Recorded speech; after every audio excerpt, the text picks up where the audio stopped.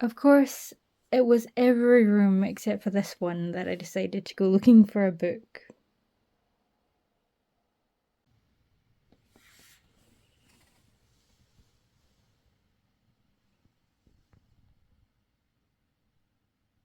So we've got quite a cast of characters, and they're all a little bit frustrating at the moment, but in a way that I can see sympathy for them. And we've just been introduced to the owner of the bookshop, and my heart just breaks for him. I know the characters are frustrating doesn't sound like the highest praise, but actually I'm enjoying the tensions and the conflict, and I think it's going to work out in interesting ways.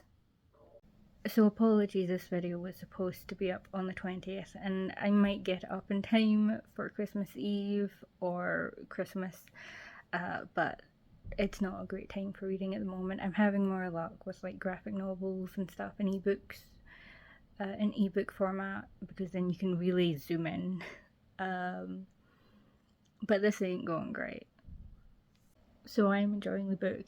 I am, and I get it. He doesn't have a head for business. But I can't believe that this shop wouldn't work.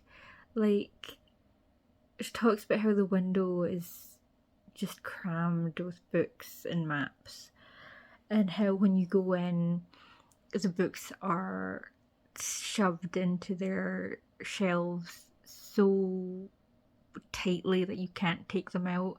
And all I can think is, oh my god, it's been so long since I've been to Voltaire and Rousseau. I loved Voltaire and Rousseau. So if something was going to turn people off of the shop, I can't get behind it being the mess that it's in. So now that my brain is processing heavy text again, I will say it is immensely readable. I like. I was going to say all of the characters. I don't like Skylar, and I'm iffy on Pippa.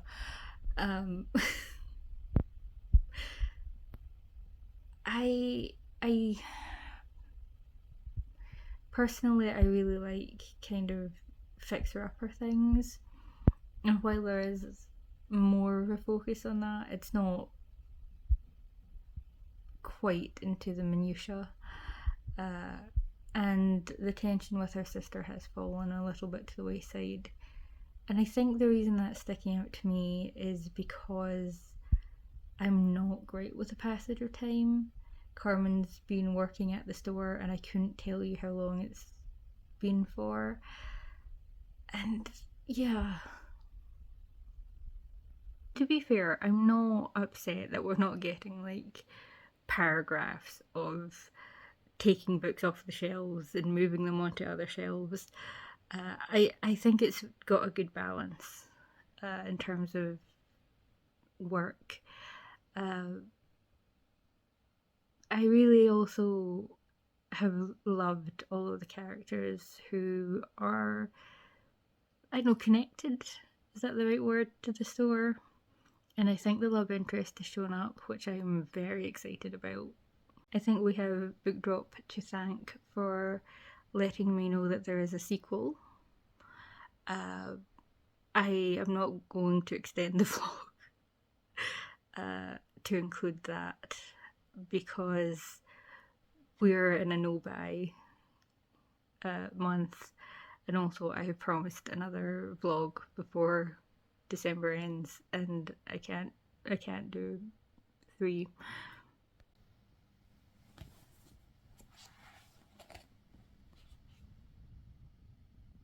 I don't want to undersell how nice it is to have a book set in Scotland that isn't,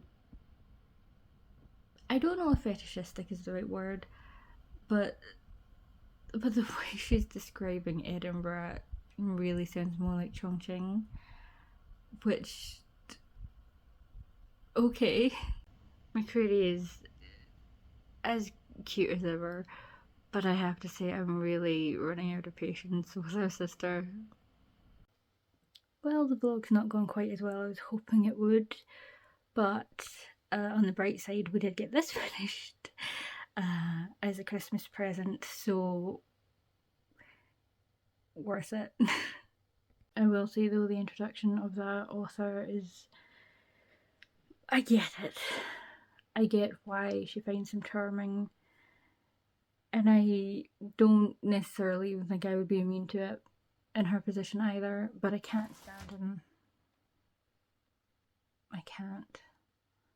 I don't want to be a picky bitch about this, but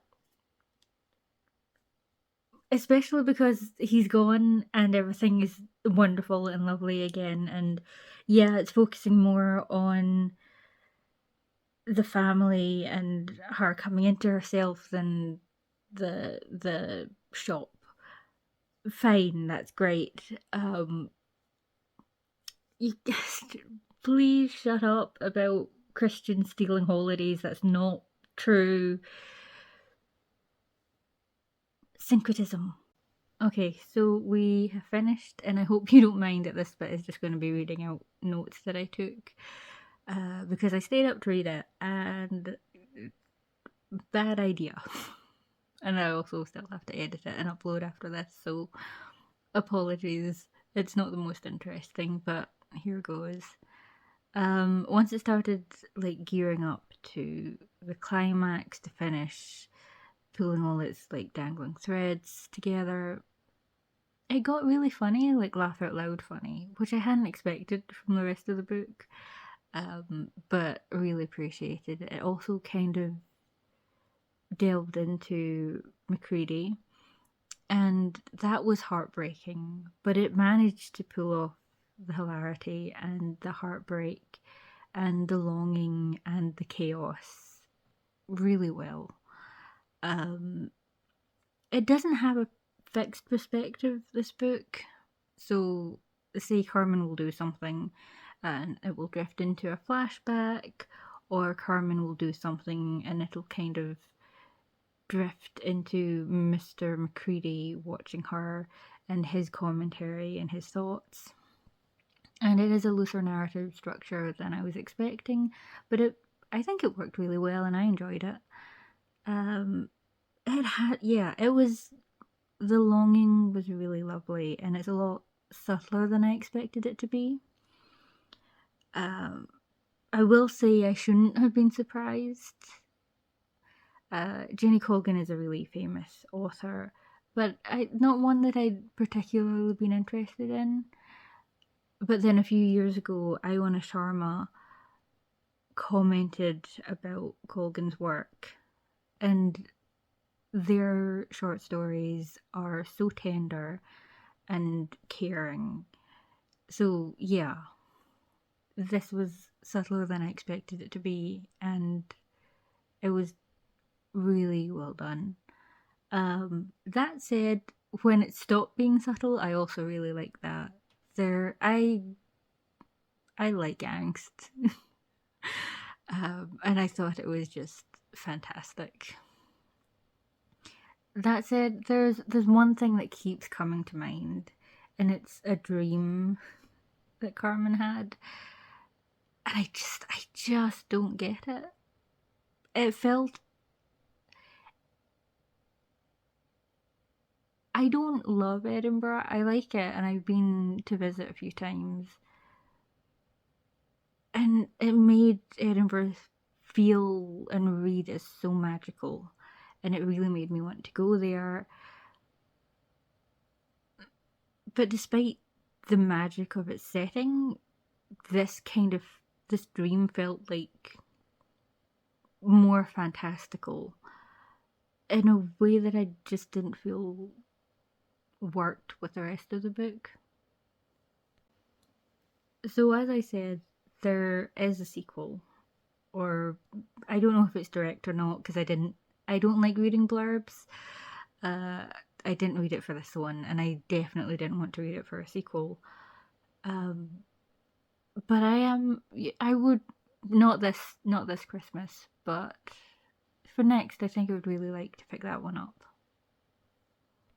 So I think we're going to go with 30 Days in Paris next, but the next vlog will be from the Orion book haul video.